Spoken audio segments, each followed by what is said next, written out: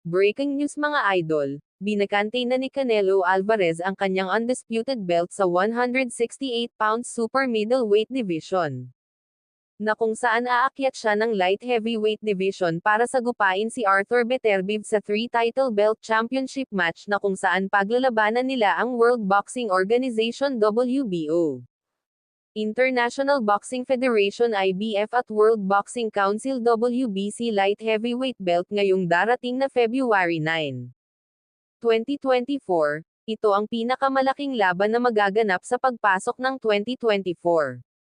Target daw kasi ni Canelo Alvarez na maging undisputed sa light heavyweight division na kung saan balak din kasi niyang mag-rematch sila ni Dimitri Bivol pag makuha niya ang titulo kay Arthur Beterbiev para maging ganap na dalawang division undisputed world champion sa larangan ng boxing.